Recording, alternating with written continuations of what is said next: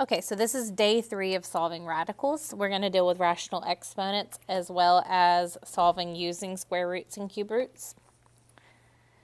So if I have x plus 7 and it's raised to the 1/3 power and that equals 5, that is the equivalent, my pen will work, of the cube root of x plus 7 equals 5.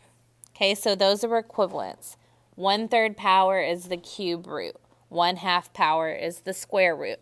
1/4 power would be the fourth root. Okay, so to solve for x here, what we can do, since your radical's all alone, you can cube both sides. So we get that x plus 7 equals 5 cubed is 125. And now we can subtract 7 and we get that x equals 118.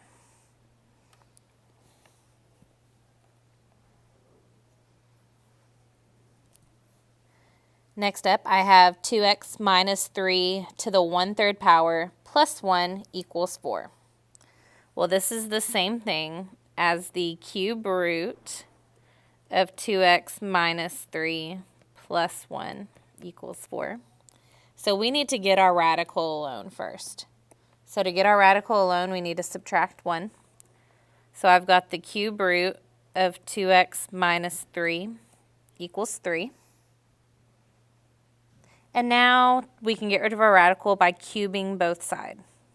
So I get 2x minus 3 equals 3 cubed is 27. And to solve for x, we're going to add 3. So 2x equals 30. And then divide by 2. So we get that x equals 15.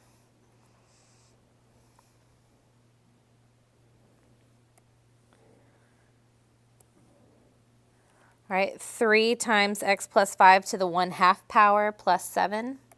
That is the exact same thing as 3 times the square root of x plus 5 plus 7 equals 10.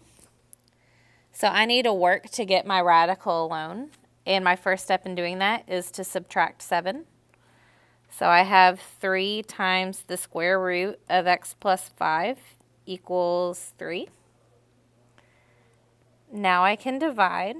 So I get the square root of x plus 5 equals 3 over 3 is 1. And now to solve for x, I'm going to square both sides. So x plus 5 equals 1 squared is 1. And subtract 5. And I get that x equals negative 4.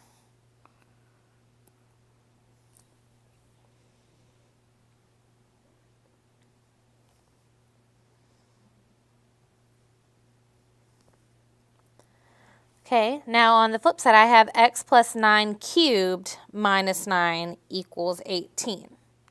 So I still need to work to get this x plus 9 cubed alone.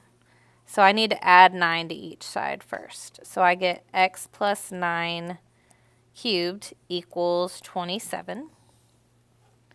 Now, before we were dealing with cube roots, and to undo cube roots, we were cubing both sides. Well, now we're going backwards. We are cubing x plus 9. So to undo that, we're going to take the cube root of both sides. So on the left side, I have x plus 9, and that equals when you cube root something, you're wanting to know what number times itself 3 times gets you the number underneath the radical. Well, 27, the cube root of 27 is really 3 times 3 times 3, so that is 3. And now to solve for x, I'm going to subtract 9. So I get that x equals negative 6.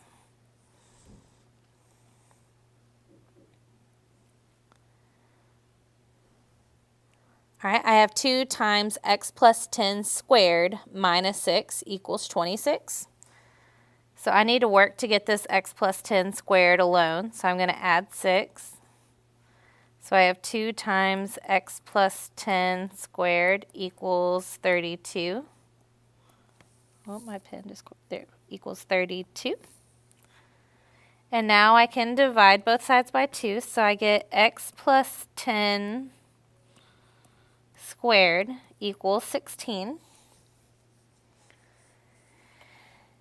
Now that I have the x plus 10 squared alone, I'm going to square root both sides.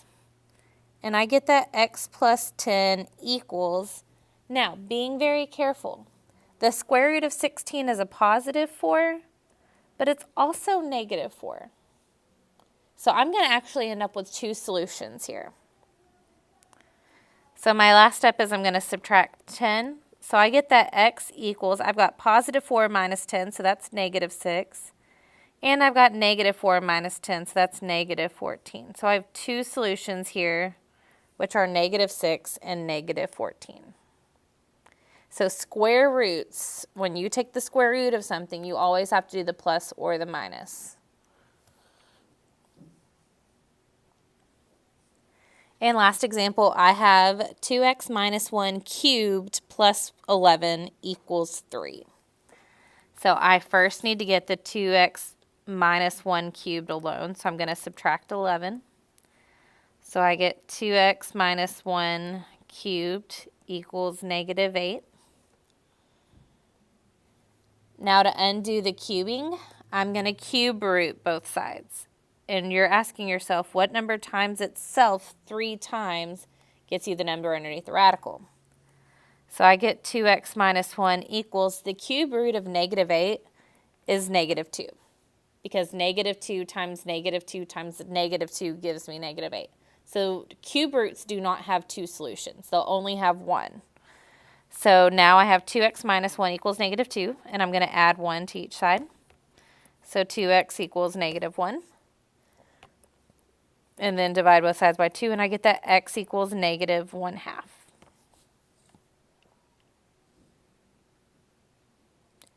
And that is it for